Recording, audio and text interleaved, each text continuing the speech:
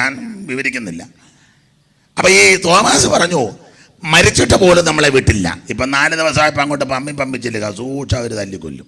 അതാ തോമാച്ചൻ പറഞ്ഞത്, നമുക്ക് അവൻ്റെ കൂടെ പോയി. എന്തായാലും കൊള്ളാം. യേശു ശിഷ്യന്മാരും ബഥാനിയിൽ വന്നു.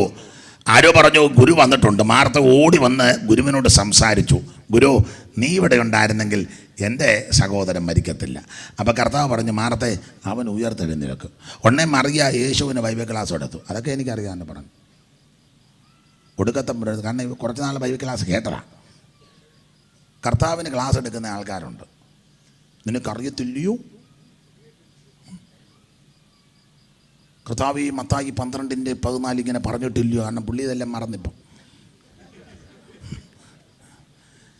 യേശുക്രിസ്തുവിനെ പഠിപ്പിക്കുന്ന ആൾക്കാരുണ്ട്. മാർത്ത തിരിച്ചറി പറഞ്ഞു, അതൊക്കെ എനിക്കറിയാം, ഒടുക്കത്തെ പുനരുത്ഥാനത്തിൽ എൻ്റെ ആങ്ങള.